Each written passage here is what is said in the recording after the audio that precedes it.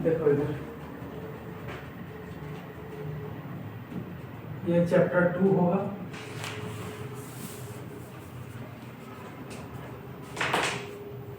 तो बोलते हैं एनालिटिक फंक्शन के ऊपर चर्चा करेंगे आज।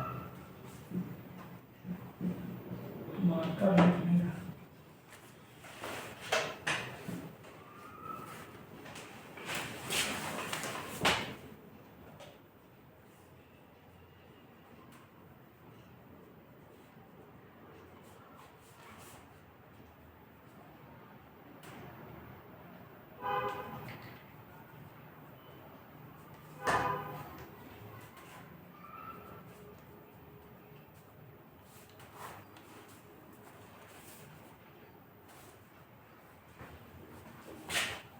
दिख रहा है। देखो हम लोग बात करने वाले हैं एनालिटिक फंक्शंस के ऊपर, ठीक है। इस चैप्टर में देखो हम लोगों को मोटा मोटी क्या क्या पढ़ना होगा। सबसे पहले तो पढ़ना होगा लिमिट, इसके बारे में जानोगे। लिमिट के बाद हम लोग पढ़ेंगे इसमें कंटिन्यूटी, ठीक है। कंटिन्यूटी के साथ फिर यहाँ पर पढ़ेंगे डिफरेंशियबिलिटी। डिफरेंशियबिलिटी के बाद यहाँ पर फिर पढ़ेंगे एनालिटिक फंक्शन। 5वां नंबर पे फिर हम लोग पढ़ेंगे इंटायर फंक्शन।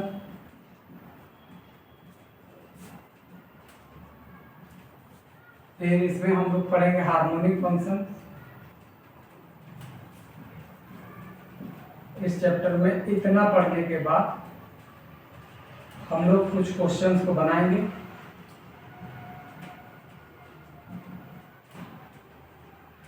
ठीक है। उसके बाद यहाँ एक टॉपिक और लिखेंगे जिसको हम लोग कुशी-रीमन थ्योरम कहेंगे। ये हम लोग पढ़ रहे होंगे। तो कुल मिला करके इतना टॉपिक पढ़ना है और इस चैप्टर का हो जाएगा डीएन खत्म। बात सीधा सीधी, बहुत ज़्यादा कुछ करना नहीं है इस चैप्टर में। सबसे पहले शुरुआत कर लेते हैं हम लोग एनालिटिक फंक्शंस के ऊपर, ठीक है। और एनालिटिक बोलते हैं लिमिट के ऊपर, ठीक है। एक बार नोट डाउन कर लो, इतनी टॉपिक पढ़नी है इस टॉपिक में, बाकी तो कुछ करना है नहीं।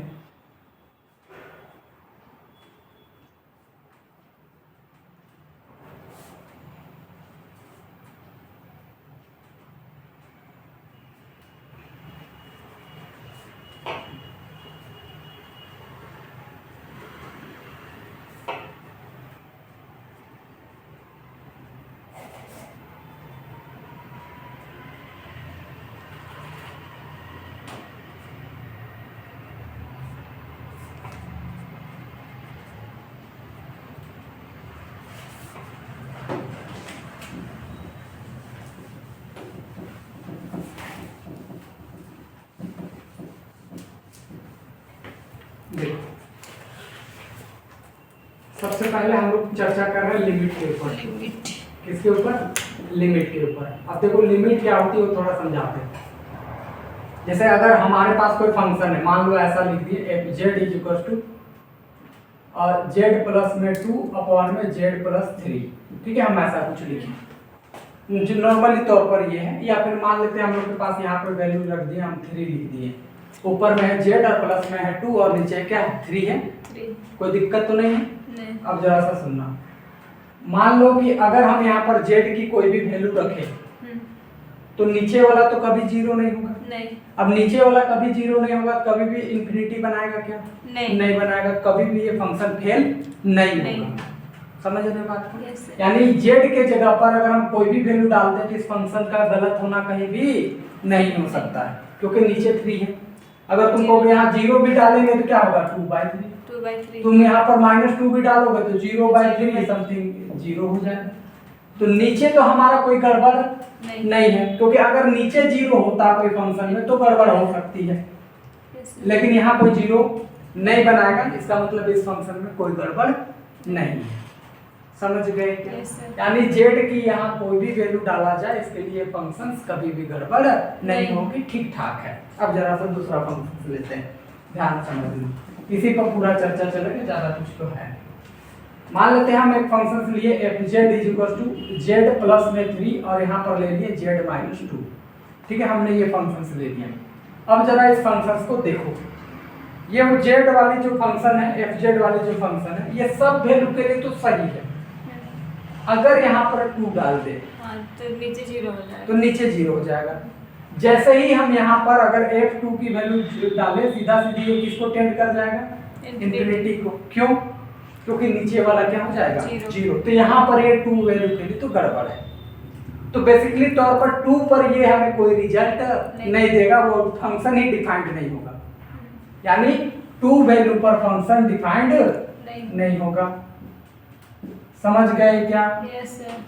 अब जरा सा सुनो, तो हम ये कोशिश करते हैं कि जिस वैल्यू पर फंक्शन डिफाइंड ना हो, उस वैल्यू के आसपास हम जा करके देखना चाहते हैं कि क्या ये फंक्शन डिफाइंड है या नहीं है। जैसे सुनो बात को, मान लो आपके पास ये पूल है, ये क्या है, पूल है, मान लो ये पूल है, बारिश आया और यहाँ पर टूट गया, यहाँ पर क्या हो गया, टूट गया, ब्रेक हो गया। तो इस पॉइंट पर मान लो ये पॉइंट है x0, तो इस पॉइंट पर तो ये ब्रेक हो गया। तो हम चाह रहे हैं कि इस पॉइंट पर तो फंक्शन खराब हो चुका है, लेकिन हम धीरे धीरे इसके तरफ जाना चालू करेंगे कि क्या इसके आसपास तक ठीक है या नहीं है। फिर हम इधर से अप्रोच करना चालू करेंगे, क्या इसके आसपास तक ठीक है या नहीं है। समझ रहे हो? Yes sir. जैसे मान लो कि ये फंक्शन हमने 2 डालने पर सीधा सीधी क्या दे रहा था, इन्फिनिटी। तो हम ये अप्रोच करना चाहेंगे कि 2 के आसपास पूरा फंक्शन ठीक ठाक है या नहीं है। जैसे हम यहाँ पर देखो 2 के करीब तो जाएंगे, इसको बोलते हैं टेंस्ट करना। क्या करना बोलते हैं, टेंस्ट, मतलब 2 के तरफ जा रहे हैं। समझ गए क्या? लेकिन 2 पर नहीं जा रहे, बात को ध्यान रखना, लिमिट के केस में ये बात गौर करना। तो हम 2 तरीके से चलते हैं। मान लो ये 2 है, तो हम इधर से भी आ सकते हैं और इधर से भी आ सकते हैं। जब हम इधर से आएंगे तो हम इसके लिए लगाएंगे लिमिट, यहाँ से z टेंड्स टू 2 माइनस, ये माइनस मतलब लेफ्ट को इंडिनोट करेगा, और यहाँ से limit x tends to 2 plus, यानी कि हाँ ये प्लस जो साइन है वो इंडिकेट करेगा कि राइट हैंड साइड से आ रहे हैं। इसका मतलब कभी नहीं समझना कि ये घटाव है, ये जोड़ है, ऐसा मत समझना। ये बस इंडिकेटर है, लेफ्ट से जा रहे हैं और राइट से जा रहे हैं। 2 के एकदम पास पास पास पास जाते जाएंगे, लेकिन 2 पर नहीं जा रहे हैं, क्योंकि 2 पर तो ये फंक्शन क्या है, इन्फिनिटी, डिफाइंड ही नहीं है फंक्शन, फंक्शन ही डिफाइंड नहीं है। तो हम एक अप्रोच लेके जा रहे हैं कि 2 के आसपास लेफ्ट तरफ से जा रहे हैं और राइट तरफ से देखना चाह रहे हैं कि क्या ये दोनों तरफ से फंक्शन से डिफाइंड है या नहीं है। समझ गए क्या? ठीक है, तो हम लिमिट की चर्चा यहाँ पर करते हैं। बेसिकली लिमिट हम कहाँ पता करते, देखो जनरली देखो, तो मान लेते हैं कि यहाँ पर देख लो, अगर बाय द वे हमारे पास कोई फंक्शन है एफ जेड क्या है हमारे पास, function, complex function, complex function, ठीक है। तो कॉम्प्लेक्स फंक्शन है, और मान लेते हैं कि ये एक उसका डोमेन है, ये क्या है, डोमेन है, डोमेन फॉर डी, यानी जहां से एक वैल्यू ले रहा है और यहाँ डालते जा रहे हैं, वो उसका डोमेन होता है। सीधी बात इतना तो जानते हैं, डोमेन का मतलब ये हुआ कि यहाँ पर वो डोमेन, उसको डोमेन कहते हैं जहां से जेड की वैल्यू ला करके यहाँ डालते जाते हैं। कोई दिक्कत है क्या? नहीं सर। अब जरा सुनना, अगर मान लेते हैं कि लिमिट अगर हम निकाल रहे हैं x टेंड्स टू z, नहीं, अगर हम लिमिट निकाल रहे हैं z is equal to z0 पर, या z0 पॉइंट पर अगर हम लिमिट निकाल रहे हैं, इस पॉइंट पर मान लो ये z0 पॉइंट यहाँ है, कोई जरूरी नहीं है कि वो बीच में ही, यहाँ हो सकता है, मान लो यहाँ पर है। तो हम क्या करेंगे कि z0 को छोड़ करके बाकी जगह पर चेक करना चालू करेंगे कि इसका लिमिट एग्जिस्ट कर रहा है या नहीं कर रहा, वैल्यू ठीक ठाक है कि नहीं, क्योंकि जेड पर तो ये फाइनली क्या हो चुका है, फेल हो चुका है। समझ रहे हो या नहीं समझे? तो इसको हम लोग 2 तरीके से चेक करेंगे, एक तो माइनस तरफ से जाएंगे, अप्रोच करेंगे, और दूसरा क्या, राइट हैंड तरफ से z is equal to z0 plus इसके तरफ से चेक करेंगे। हाँ आ जाओ। तो 2 तरीके से हम लोग चेक करेंगे, एक तो लेफ्ट तरफ से और राइट तरफ से। अगर दोनों इक्वल हो गया तो हम कहेंगे कि अच्छा जी इस पॉइंट पर लिमिट एग्जिस्ट कर रहा है, पर इस पॉइंट पर वैल्यू एग्जिस्ट नहीं कर रहा है, कि इस पॉइंट को डायरेक्ट पुट कर दिए और वैल्यू सेटिस्फाई कर गया, ऐसा नहीं है। लेकिन इस पॉइंट पर लिमिट एग्जिस्ट कर रहा है। लिमिट का बस मतलब इतना है कि उस तरीके से धीरे धीरे धीरे धीरे उसके पास जा रहे हैं, बट उसके पास ही एग्जैक्ट जा रहा है ऐसा कुछ जरूरी नहीं है। समझ गए क्या लिमिट का इतना कंसेप्ट? ठीक है, अब जरा सा सुनना ये बात है।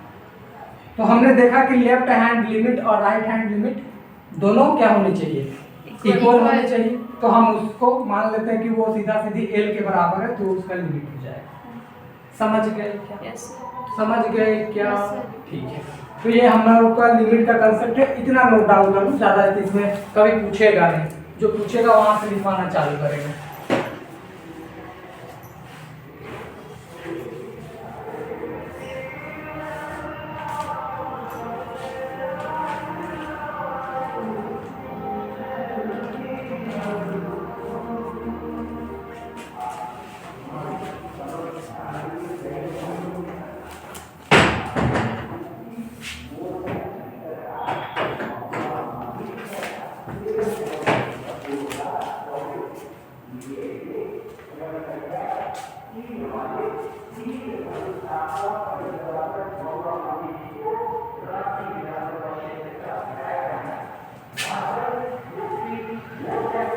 अभी एग्जाम्पल लेंगे, पूरा बात क्लियर होगा, ठीक है?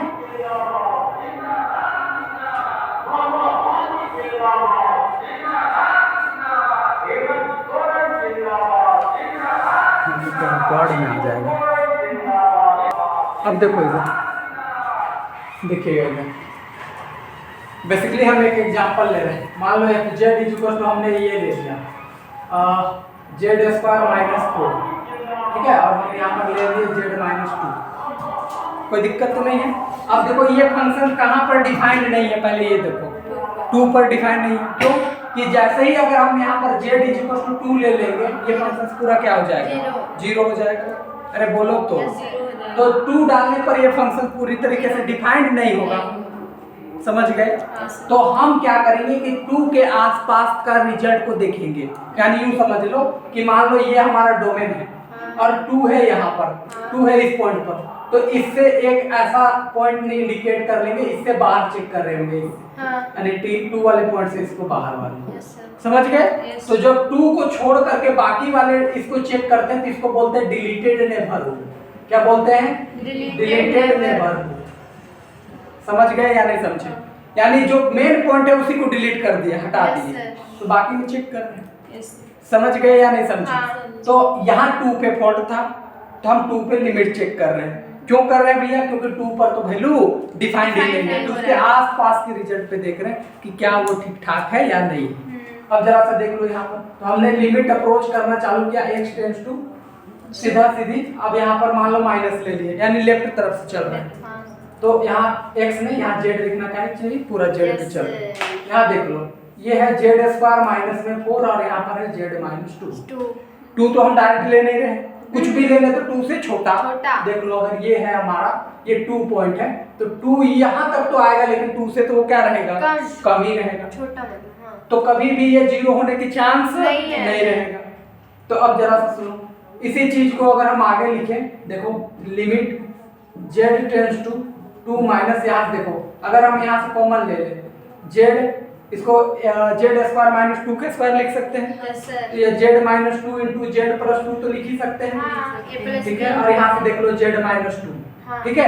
अब जरा सुनो, ये तो 0 नहीं होगा क्योंकि हम लेफ्ट तरफ से आ रहे हैं, ये भी 0 नहीं होगा क्योंकि लेफ्ट तरफ से आ रहे हैं, 2 से तो छोटा ही है ना भैया, तो 0 होने के चांस नहीं, तो हम इसको काट सकते हैं। बचा कौन? z plus 2। अब यहाँ पर पुट कर लो, तो कोई दिक्कत नहीं, तो ये वैल्यू कितना आ गया? 4।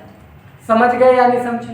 यही हम राइट तरफ से अप्रोच कर सकते थे। देख लो यहाँ पर, मान लो यहाँ पर अगर हम लिमिट ले लें z टेंड्स टू 2 प्लस मान करके हम ये अप्रोच लगा रहे हैं, वहां भी सेम तरीके से देख लो z माइनस 2, और यहाँ भी लिख सकते हैं z प्लस 2, और नीचे में हमारे पास है z प्लस और z माइनस 2। अब जरा से देखो, ये 2 प्लस है, मतलब 2 की तरफ राइट हैंड से आ रहे हैं। जरा सुनना, ये 2 है तो राइट हैंड से इधर तक आ सकते हैं, यहाँ तक, लेकिन 2 पे तो टच नहीं होगा, तो कभी भी ये वैल्यू 0 नहीं होगा। अब ये 0 नहीं होगा तो ये खत्म, डायरेक्ट पुट करोगे, वैल्यू कितना आएगा?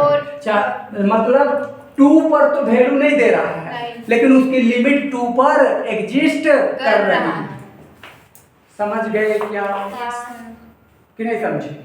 एक एग्जांपल बता दूं, ज्यादा कुछ है नहीं इसमें।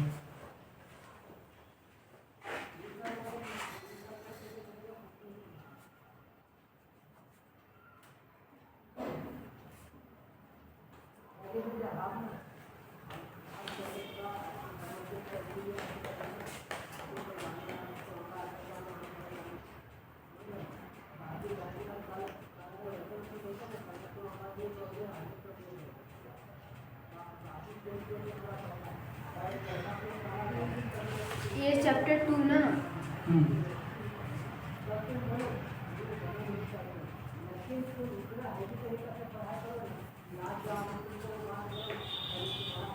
हो गया क्या?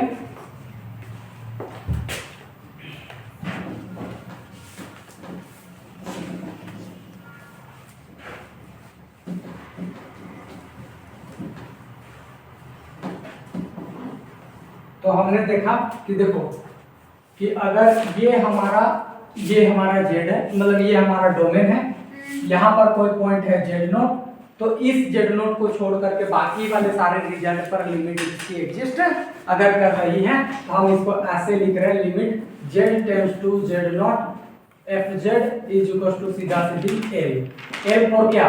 लिमिट। समझ में आया या नहीं आया? Yes sir. कंफर्म है इतना बात? हाँ। अरे बोलो तो। Yes sir. ठीक है, एनी डाउट? नहीं। कोई दिक्कत नहीं। अब आते कंटिन्यूटी पर। सुनो, कंटिन्यूटी के तो डिफिनेशंस भी आपको लिखवाएंगे क्योंकि इसकी जरूरत पड़ेगी। देखो कंटिन्यूटी के ऊपर आ रहा है, समझने की कोशिश करना।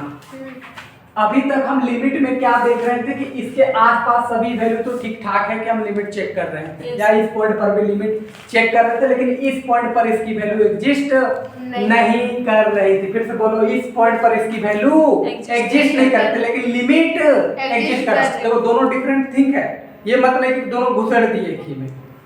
उस पॉइंट पर वैल्यू अलग है, उस पॉइंट पर लिमिट अलग है।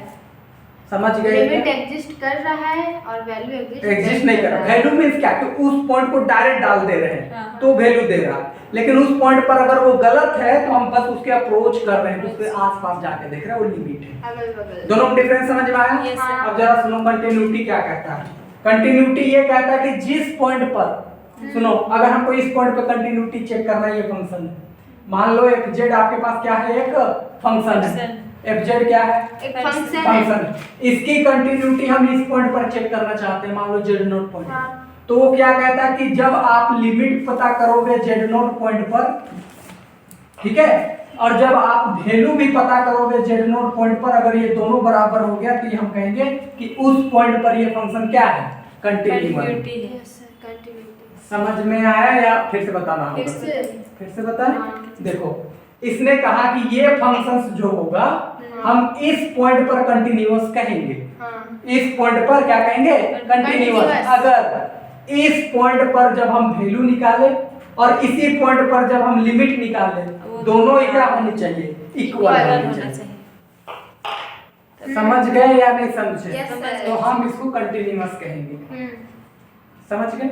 एग्जाम्पल भी दे देते हैं आपको। Yes, sir. पूरी बातें क्लियर रहेंगी? Yes sir. ठीक है, अब जरा सा एग्जांपल देख लो, बाद में फिर हम इसकी डिफिनेशंस दे देंगे। देखो इधर मान लो हम एक z इक्वल टू एक फंक्शंस ले लिए, यहां समझ लीजिए।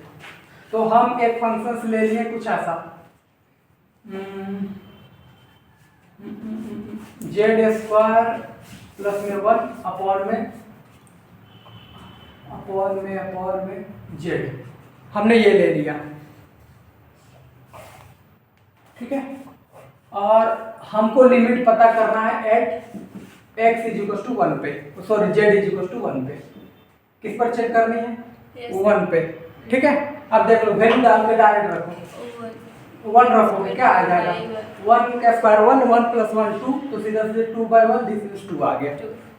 ठीक है, क्या इतनी बात? Yes. पहले देखो इधर।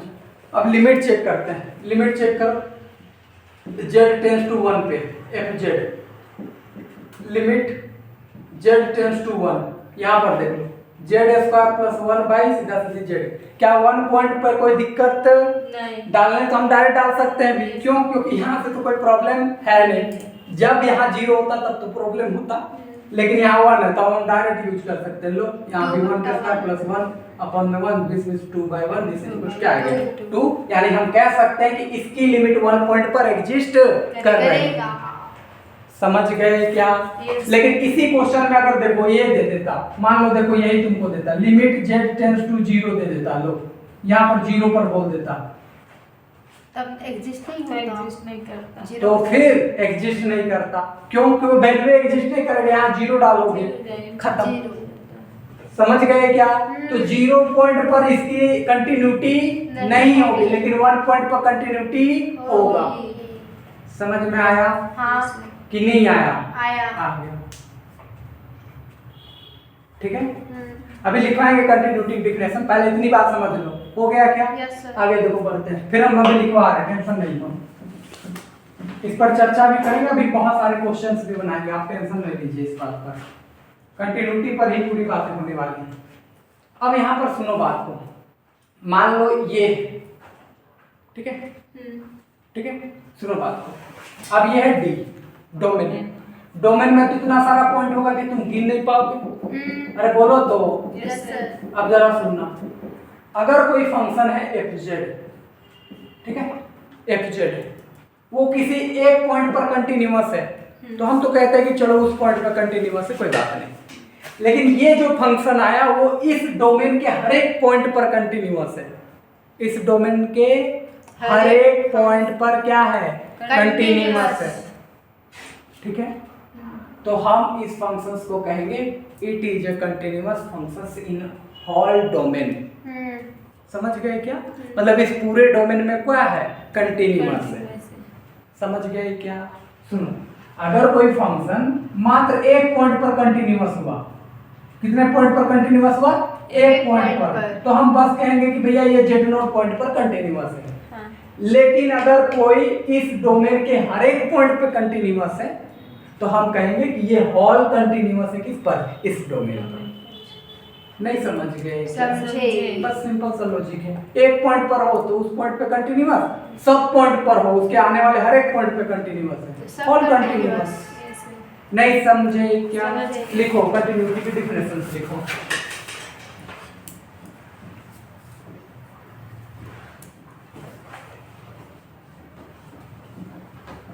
लिखो a function fz is said to be continuous, is said to be continuous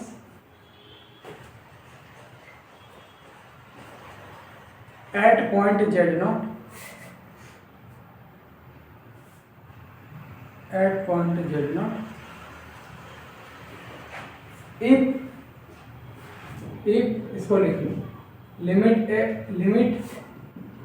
z tends to z naught, fz is equals to fz naught at point z naught if this।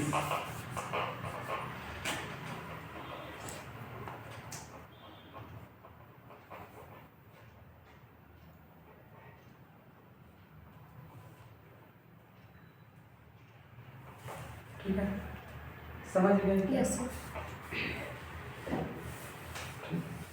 अब जरा सा सुनना इस बात को जो आगे बताने वाले हैं। अब मान लो कि तुम्हारे पास w is equal to f z एक फंक्शन है, ऐसा कोई फंक्शन है, ठीक है, कोई भी फंक्शन हो सकता है, मान लो एफ जेड ही फंक्शन है। अब जरा सुनना, अगर तुम z को लिखते हो तो क्या लिखते हो? x प्लस आई बाय लिखते हो या नहीं लिखते? ठीक है, तो एक रियल पार्ट होता है और एक इमेजिनरी पार्ट। अब हम एक फंक्शन लिख रहे हैं fz, तो इसको डिनोट करेंगे u प्लस में ib।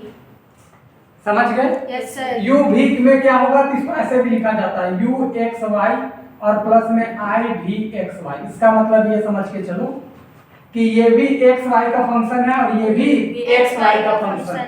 अच्छा, हम बार बार बताते रहते हैं कि x y का फंक्शन कहने का मतलब इसमें केवल x y का टर्म होगा। समझ में आया या नहीं आया? आया। अगर इसमें x y का फंक्शन है, इसका मतलब वो x y का टर्म कुछ रहा होगा। समझ गए? नहीं सर हम समझे? ऐसे नहीं समझ सकते कि एक्स वाई रियल पार्ट है और आई लग जाएगा तो इमेजिनरी पार्ट है। अरे नहीं, हम वो बात तो बाद में करेंगे, पहले ये तो समझो, यहाँ पर जो आने वाले टर्म है उसमें x इन्वॉल्व होगा, y इन्वॉल्व होगा, कुछ कांस्टेंट होगा, लेकिन उसके अलावा कोई वेरिएबल नहीं होगा, ये हम कहना चाह रहे हैं। उसका मतलब ये हुआ कि ये एक्स वाई का फंक्शन है, समझ गए। भी एक्स वाई लिखे हैं, ये भी किसका फंक्शन है, एक्स वाई का फंक्शन है। कंफ्यूज हो गई, एग्जांपल देते हैं, लो सुनो, इतना जल्दी कंफ्यूज हो जाएंगे।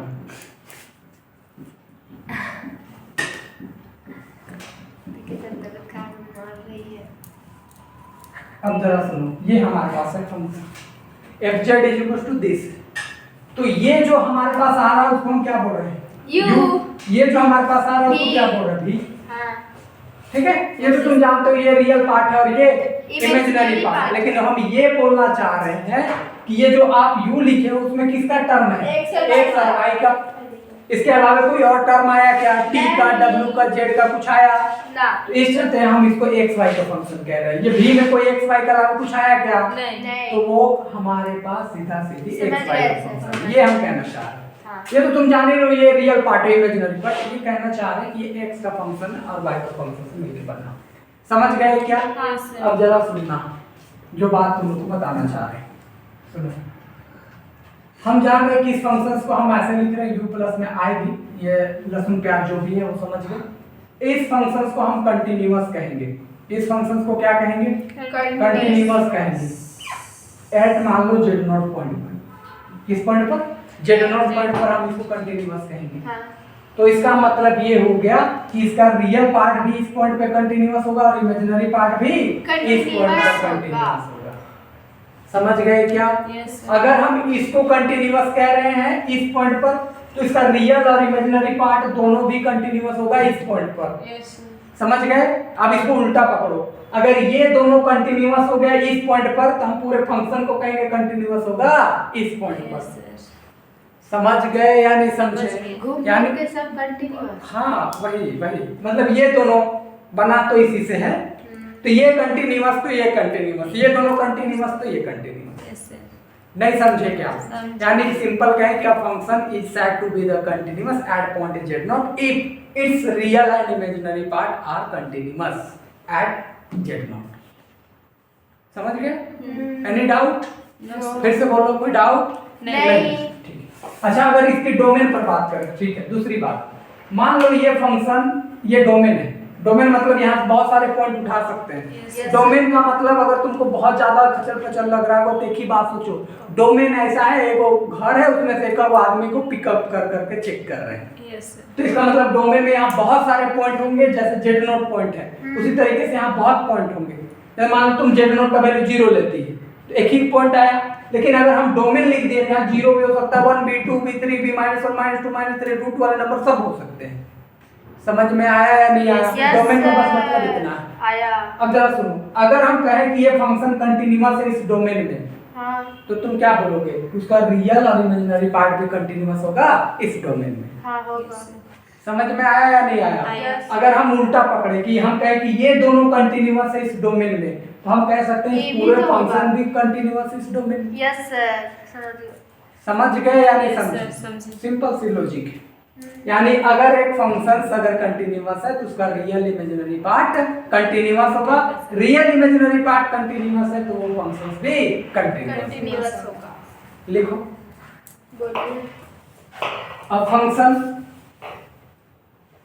ऐसे करके लिखना है, f z is equal to, इसको पूरा लिखना है, इसको ऐसे ऐसे पूरा को लिखो। लिख ले। हाँ हाँ, अब फंक्शन लिखो, पहले फंक्शन लिखो जो लिखवा रहे हैं, अब फंक्शन के बाद इसको पूरा लिखो। क्या सोचती है तुम, काटती। लिख लिए, नहीं। लिख लिए ना। Is said to be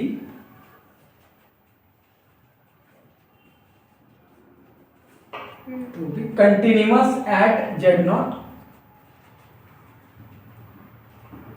continuous at point, लिख दो at point z not. Continuous at point. हाँ at point z not, z not z not if and only if, ऐसे लिखो, यानी उल्टा उल्टी दोनों तरफ से, if and only if real and imaginary part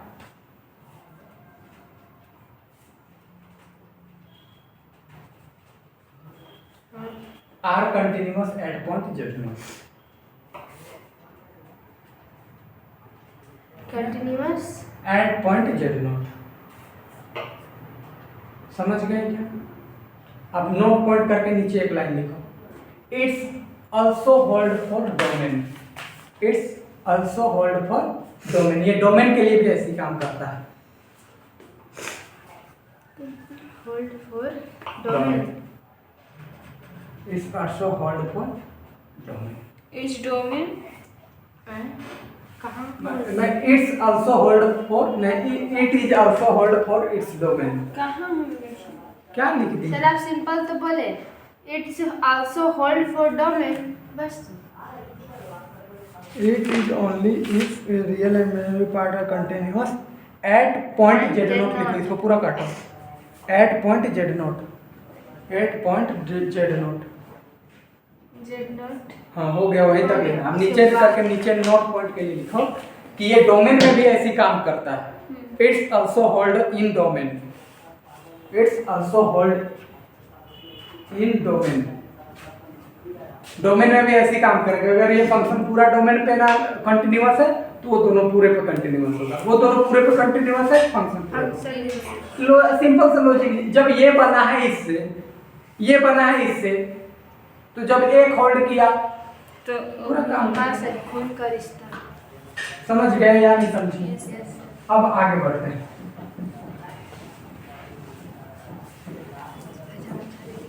अब जरा सुनो, अब बात करेंगे क्या? नहीं सर, कुछ नहीं। आपको बोलती है। हम बोले ना। अब आता है डिफरेंशिएबिलिटी पर। किस पर आता है भैया? अरे फिर किससे आते हैं? डिफरेंशियल। डिफरेंशिएबिलिटी रे। Differentiability. आप आधा लिखे तो अंक लगा, डिफरेंशियल ही होगा। डिफरेंशिएबिलिटी के ऊपर, यानी कि कोई फंक्शन कब डिफरेंशिएबल होगा और कब डिफरेंशिएबल नहीं होगा। डेरिवेटिव निकालते हो ना आप, हाँ सर। तो कब वो डेरिवेटिव होगा और कब डेरिवेटिव नहीं होगा, हम ये चेक करना चाहते हैं। जरा दिखाते हैं, पहले एग्जांपल दिखाते हैं। पहले सुनो इधर। लो हम एक फंक्शन ले लिए। हम लिए फंक्शन जेड स्क्वायर। हम क्या फंक्शन ले लिए? Z square. जेड स्क्वायर का डेरिवेटिव क्या होगा? 2z 2z। होगा या नहीं होगा? होगा। होगा कंफर्म। अच्छा, अब हमने दूसरा फंक्शन लिए dz is equal to log z। इसका डेरिवेटिव करो 1/z। 1/z। हाँ। अब जरा सुनना, अगर हम इस फंक्शंस में कोई भी वैल्यू डालें z का, कभी भी ये इंफिनिटी बनाएगा क्या? नहीं। नहीं। क्यों? क्योंकि नीचे इसका क्या है? 1 है। अगर इसके नीचे 1 लिखे कोई प्रॉब्लम, तो कभी भी ये इंफिनिटी नहीं नहीं बनाएगा। बनाएगा। इसका डेरिवेटिव हमेशा एग्जिस्ट कर रहा है। Yes Yes. सर। समझ गए या नहीं समझे? सर। लेकिन जब हम इस फंक्शंस को एक बार डेरिवेटिव किए, अब जरा से यहाँ देखो। अब यहाँ पर अगर हम 0 डालें तो बेटा ये तो हो जाएगा इंफिनिटी, Yes, sir. अनडिफाइंड हो जाएगा। हर एक के लिए तो सही है, लेकिन वो 0 पर क्या हो जाएगा? Undefined. गड़बड़ हो जाएगा। तो इसका मतलब है कि ये फंक्शन 0 पर डिफरेंशिएबिलिटी नहीं है। देगा।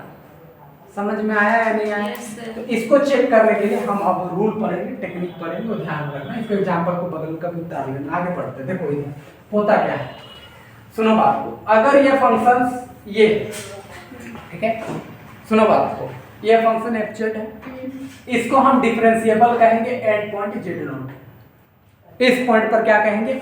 डिफरेंशिएबल कहेंगे। लेकिन कब? जब पहला बात कि ये कंटिन्यूअस हो, continuous at z not. z not point पर क्या हो? वो कंटिन्यूअस हो, ठीक है। Yes sir. दूसरी बात कि ये इस लिमिट को एग्जिस्ट करता है, यानी कि f dash z is equal to ये limit z tends to z naught f z minus f z naught upon z minus z naught, इस लिमिट को एग्जिस्ट करता है। Yes sir. समझ गए? तो हम कहेंगे कि ये फंक्शन हमारा कैसा होगा? डिफरेंशिएबल होगा। सुनो बात को, ये फंक्शन को z नॉट पॉइंट पर डिफरेंशिएबल कहेंगे, लेकिन कब? जब पहला बात कि इस पॉइंट पर वो क्या हो? कंटिन्यूअस हो। इस पॉइंट पर क्या हो? कंटिन्यूअस हो। समझ गए या नहीं समझे? और दूसरी बात कि वो इस लिमिट को वो एग्जिस्ट करता हो, इस लिमिट को। Any doubt? नहीं नहीं। अब हम इसी दो एग्जांपल से रिलेटेड आपको कंसेप्ट बता देते हैं, फिर इसी जो रिजल्ट आपको इतना पेचीदा लग रहा है उसको बहुत सिंपल में आपको बता के खत्म कर देंगे स्टोरी। Yes sir. अभी तो वो फॉर्मेशंस दे रहे हैं, थोड़ा थोड़ा डायलॉग बाजी कर रहे हैं किताबी दुनिया से, फिर शॉर्ट ट्रिक देंगे, खत्म हो जाएंगे चैप्टर। देखो इधर इसी दो फंक्शंस को पहले इसको चेक करते हैं, z = 0 पे चेक कर रहे हैं। पहला देखो हम इसको चेक कर रहे हैं किस पॉइंट पर बताओ, z = 0 पर, इसकी डिफरेंशिएबिलिटी चेक कर रहे हैं। Yes sir. ठीक है, हम तो पहले ही जान रहे हैं हर एक पॉइंट पर डिफरेंशिएबल है, Yes. ये 0 पर नहीं है। अब हम देखना चाहते हैं उस कैरेक्टेरिया को फुलफिल करता है या नहीं करता। करो फटाक से। चलो पहले देखो कि ये कंटिन्यूअस है या नहीं है।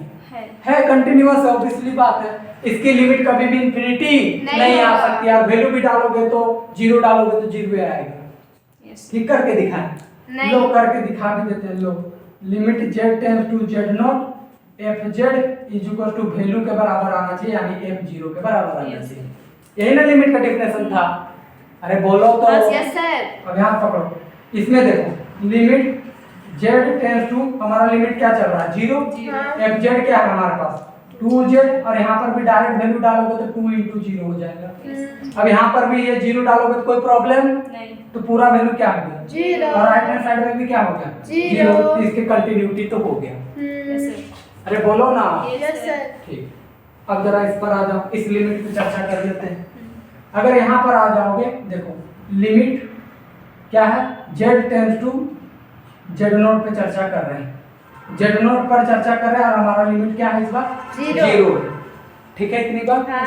एक बार जगह देख लेते हैं, बहुत कम जगह है, स्पेस है, अच्छा नहीं लिख है। रहा है। एकदम एग्जैक्ट। ठीक है, जितना दूर लिखी इधर लिख सकते हैं ना, यहाँ तक हाँ लिख- सर, हाँ सर। इधर थोड़ा कम स्पेस दे दो। इधर देखो, अब यहाँ पर समझ लो लिमिट ये तो हमारा चल रहा है, fz तो हमारा यही रहेगा, यहाँ पर आ जाएगा f0 और यहाँ पर आ जाएगा z - 0। कोई दिक्कत है क्या? नहीं। देखो यहाँ z0 था, z0 की वैल्यू 0 तो 0 डाल दी, यहाँ z0 तो 0 डाल Yes, दी। yes. जरा सुनना, limit z tends to 0, fz की वैल्यू क्या है देखो 2z, ये हमारा 2z हो गया माइनस, ये तो हमारे पास सीधा सीधे f0 की वैल्यू अभी तो हमने देखा क्या आया 0 आया। यहाँ भी देखो ना 0 डाल दो तो 0। सर वो तो डेरिवेटिव के तब ना 2z आया। तो हम ये सर 2z जहाँ लिखे ना अभी वहाँ ओ हो हाँ, सही बात। हम वालों को थोड़ा सा गलती की है, सॉरी, इसको मिटा देते हैं। 1 सेकंड, सही बोली रितिका, इस पर हम चेक करेंगे। देखो इधर इस पर, ये हमारा फंक्शन है ना, ये हाँ 0²। ठीक है, सही है, थैंक यू। देखो हम तो इस फंक्शन का डेरिवेटिव ये निकाले थे और कहें कि ये हर एक पॉइंट पर क्या है कंटिन्यूअस है, हर एक पॉइंट पर डिफरेंशिएबल भी, हमने ये भी कह दिया। कहा या नहीं कहा? कहे, क्योंकि ये कभी भी इंफिनिटी नहीं बना सकता। अब इसको चेक कर रहे हैं उस रूल के अकॉर्डिंग। पहले चेक करो, फंक्शन हमारा ये है, ठीक है, सही है, हमने गलती कर दिया था, फंक्शन हमारा ये है z²। चेक करो पहले कंटिन्यूटी, तो हम कंटिन्यूटी क्या जानते हैं, लिमिट z टेंड्स टू 0 पर चेक कर रहे हैं तो fz इक्वल टू सीधा सीधी f0, यानी इस पॉइंट पर फंक्शन की वैल्यू तो डायरेक्ट 0 डाल दो। Yes sir. Any doubt? No sir. अब यहाँ पर फंक्शन डालो, लिमिट z टेंड्स टू 0, ये फंक्शन हमारा ये है z² माइनस वो बराबर f0 डालो तो यहाँ पर हो जाएगा 0 का स्क्वायर। यहाँ भी डायरेक्ट अब 0 डाल सकते हैं क्योंकि इंफिनिटी बनाने की कोई चांस नहीं।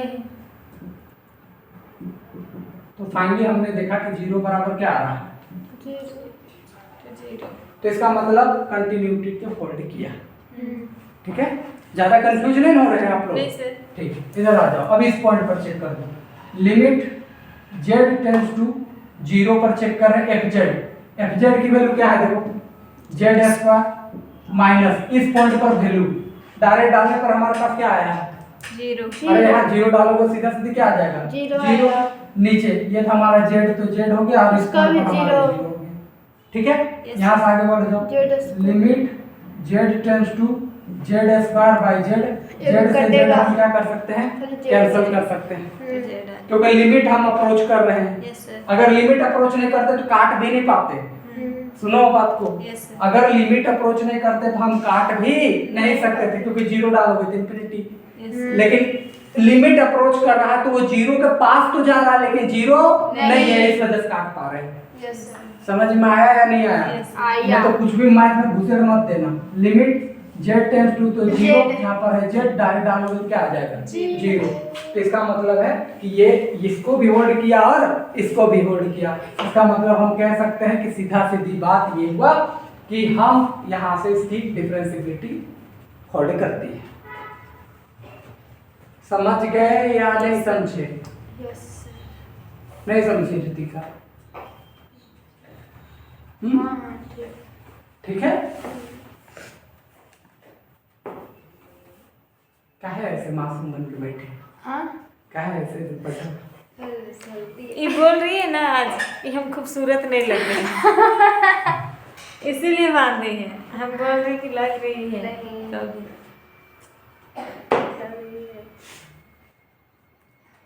अभी हम आपको शॉर्ट टेक्निक देंगे। ये तो खैर अभी लॉन्ग कट जो डिफिनेशन है उसको क्लियर कर रहे हैं। अभी इस पे बहुत सारे टेक्निक देंगे आपको, ये सब फिर पढ़ने की जरूरत भी नहीं पड़ेगी। समझ गए या नहीं समझे? यस सर समझे। चलो हो गया क्या? नहीं नहीं। फास्ट करो। इसे सब फोटो खींच लो। नहीं छापो। 11 बजा दी तुमने अभी चक्कर में, अभी तक में ये खत्म हो जाता टॉपिक।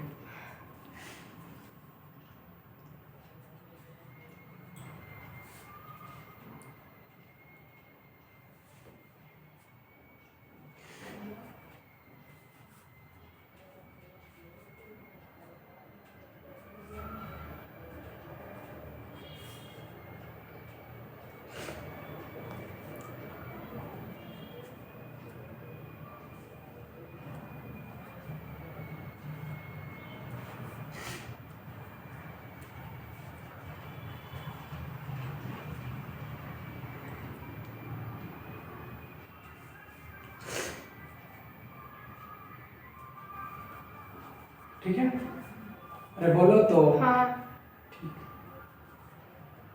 हो गया।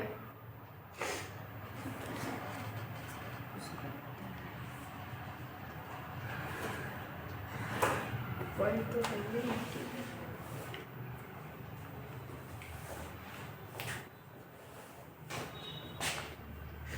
पॉइंट लिखने से भी लगेगा इसमें। ठीक है, दूसरा फंक्शन क्या था मेरे पास देखो तो, उसको भी चेक करके बता देते हैं। तो दूसरा फंक्शन क्या है? एक तो z इज इक्वल टू क्या था हमारे पास? log z, यही था ना भैया? Yes sir. उसी का डेरिवेटिव 1/z आया था ना। देखो हमारा फंक्शन ये है, ठीक है। हम लिमिट पहले कंटिन्यूटी के लिए चेक करते हैं। कंटिन्यूटी क्या कहता है? लिमिट जिस पॉइंट पर आपको चेक करना है, 0 पर करना है, तो वो पॉइंट हम लोग 0 पर चेक करते हैं और यहाँ पर सीधा सीधी वैल्यू डाल देते हैं 0 की। यार यही तो करते हैं। हाँ यस सर। इतना गौर से तुम लोग देखते हम डर जाते हैं। लिमिट z टेंड्स टू 0, ये लगा दो log z और यहाँ से सीधा सीधे 0 डालो, तो यहाँ डालेंगे तो क्या हो जाएगा? log 0। और log 0 कभी भी डिफाइंड नहीं होती है, ये होता है अनडिफाइंड। सर इसका वैल्यू 1 नहीं होता है? नहीं, log की वैल्यू कभी भी डिफाइंड, log 0 की वैल्यू डिफाइंड नहीं होती। अनडिफाइंड। log 10 का वैल्यू 1 होता है। ठीक है, समझ गए? log 1 रहता तो यहाँ 0 होती है, बट 0 की वैल्यू डिफाइंड नहीं होता। समझ में आया? क्यों नहीं डिफाइंड होता है? इसका एक डिफिनेशन आता है। देखो log का एक्चुअली में मीनिंग क्या होता है, ध्यान से समझो। log अगर ऐसा लिखा हुआ है, उधर मानो गिर रहा है। सुनो क्या बोले? पलटने बोले? कुछ नहीं। सुनो, अब यहाँ सुनो, यहाँ पर हम मान लो यहाँ है 10, हाँ ठीक है। हाँ अब यहाँ है 1000।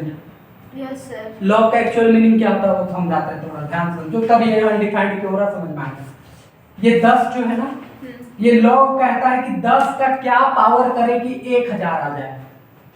तो 2 की 3, 3 मतलब 3 10 10 का log क्यूब ये है। कहता है कि 10 का क्या पावर, ये बेस बोलते हैं इसको, हाँ। और इसको नंबर बोलते हैं जो भी है। क्यूब तो 10 का क्या पावर करेंगे कि 1000 आ जाएगा, क्यूब 3 करके आ जाएगा। हाँ ये log बोलता है ऐसा 10 का क्या पावर करेंगे कि 100 आ जाएगा। बताओ क्या? 2 2 समझ गए? हाँ। अच्छा, log अगर ऐसा लिखा है log 2 और यहाँ 32 लिखा है, 2 का क्या पावर करें कि 32 आ जाएगा, तो सीधा सीधी 5 5 समझ में आया या नहीं आया? Yes. अब जरा इस पॉइंट को देखो, अगर मान लो हम यहाँ लिख दिए 10 का क्या पावर करोगे कि 0 आएगा? कभी सोच के बताओ, 10 का कोई पावर करके 0 आता है क्या? हाँ। क्या नहीं नहीं 0 कभी भी नहीं आएगा। नहीं सर, वरना- अगर तुम यहाँ 0 रखेंगे तो वैल्यू 1 आएगा, 0 कभी आएगा क्या? नहीं। तो फिर हम वही अपोजिट समझ में आया? यहाँ किसका पावर रख के कि 0 आ जाए? कभी जिंदगी में नहीं आएगा किसी का हाँ। पावर रख के 0। तुम ही सोचो, किसी का पावर रख के कभी 0 आया है? नहीं। कभी 0 नहीं आया। समझ गए या नहीं समझे? Yes, sir. तो ये बात है, चलते दिखाएंगे। तो जब ये कंटिन्यूअस ही नहीं हुआ तो इसको चेक करने की कोई जरूरी नहीं ये ऑटोमेटिक डिफरेंशिएबल नहीं होगा। समझ गए या नहीं समझे? Yes sir. समझे। आगे बढ़ जाते हैं। अब देखो, इससे शॉर्ट आपको डिफिनेशन देंगे। शॉर्ट क्या देंगे? डिफिनेशन अब देंगे। जरा सुनो, जो बात बताना चाह रहे हैं, धा चीजों को कवर करेंगे, ध्यान से समझो। अब स्पीड में पकड़ेंगे, कवर करेंगे। देखो जो बात बताते हैं, देखो e to the power x, ठीक है, e to the power x, इसकी अगर ग्राफ देखोगे मैं यहाँ कुछ ऐसा बनता है ऐसा, ठीक है। हम शॉर्ट में खाली समझा रहे हैं, शॉर्ट में देखो, ये कभी भी ब्रेक हुआ क्या? नहीं आगे जाते जाके ये कंटिन्यूअस फंक्शन है हमेशा। कैसा फंक्शन है? कंटिन्यूअस। कंटिन्यूअस। साइन x को देखो, साइन x का ग्राफ ऐसे चलता है यहाँ, कभी भी ब्रेक नहीं होता है। cos x देखो यहाँ, cos x का ग्राफ ऐसे चलेगा, ऐसे कभी भी ब्रेक नहीं होगा। आगे बढ़ जाओ, कांस्टेंट फंक्शन, कांस्टेंट जैसे y 5 लिख दिए तो ये ऐसे चलते चला जाएगा, ठीक है। किस पॉइंट पर चलेगा? 5 पर। y कितना पर? 5 पे ये लाइन जाते हैं। कहीं ब्रेक हुआ क्या? नहीं। आगे बढ़ते हैं। अगर हम बोलते हैं sine hyperbolic of x, sine hyperbolic का ग्राफ ऐसे जाएगा मेरा, यस सर। ठीक है। ओ सॉरी, साइन हाइपरबोलिक का ग्राफ ऐसे जाएगा,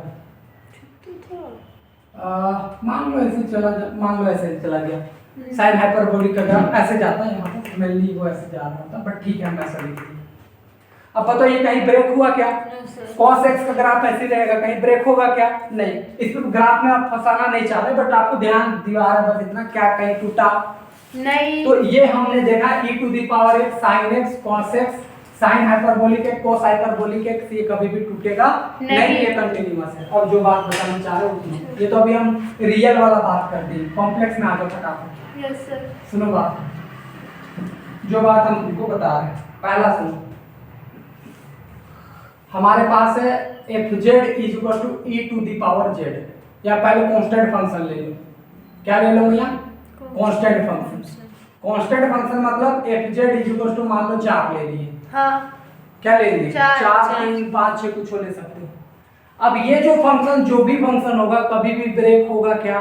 नहीं, सीधा क्यों? जाएगा। क्योंकि वो जो भी फंक्शन होगा या तो ऐसे गुजर रहा होगा, चाहे यस अरे बोलो ना, यस सर। कभी भी डाउट ना। तो ये फंक्शन कभी भी ब्रेक होने वाला नहीं है। ये हमेशा कैसा फंक्शन होगा? कंटीन्यूअस। समझ में आया या नहीं आया? हाँ आया। ठीक है, दूसरा आ जाओ। अब आते हैं polynomial function, fz = polynomial function. कैसा function? Polynomial function. Polynomial function. Polynomial function कैसा होता है वो थोड़ा सुनो। fz = देख लो, हम एक एग्जांपल लिखते हैं, z² + 4z + 3, ठीक है। अरे बोलो तो। Yes sir. अब पॉलिनोमियल फंक्शंस में देखो, नीचे तो कभी भी 1 मतलब 1 लिखेंगे तो कभी 0 आने की चांस नहीं है। रहेगी। तो ये कभी भी फंक्शन फेल होगा क्या? नहीं होगा। अब कभी फेल नहीं होगा तो क्या ये कंटीन्यूअस होगा क्या? हाँ, होगा। यस सर, कंटीन्यूअस होगा, क्योंकि ये फेल होने की कोई चांस नहीं है ही है। नहीं इसके अंदर, क्योंकि सारा फंक्शन तो ऊपर है। Yes sir. फेल कब होता है? जब नीचे कुछ नंबर हो तब फेल होने के चांस रहेंगे। नीचे तो कुछ है ही नहीं तो फेल होने की कोई चांस नहीं है। नहीं है। हमेशा कैसा होगा? कंटीन्यूअस। समझ समझ गए या नहीं समझे? समझे। समझ गए। आगे बढ़ जाते हैं, इधर देख लो, जगह भी है इधर। अब आते हैं e to the power z वाले फंक्शन में। किस पर आते हैं? e to the power z, हाँ। ठीक है। अरे बोलो तो। यस Yes, सर। sir। अच्छा जरा वैल्यू इसका बताओ, रियल और इमेजिनरी पार्ट कितना आया था, जरा सोच के बताना तो। क्या यही आया था? एक बार देखो पीछे की कॉपी में, क्या रियल और इमेजिनरी पार्ट इतना ही आया था? देखो, हाँ सर, यही है। Yes sir. ठीक है। अरे बोलो तो। हाँ। क्या ये कभी टूटेगा? देखो कोस तो टूटेगा नहीं। देखो अभी थोड़ा देर पहले दिखाए कोस का ग्राफ ऐसे ऐसे जा रहा था, साइन की भी ग्राफ ऐसे ऐसे जा रहा था, कभी टूटा क्या? नहीं।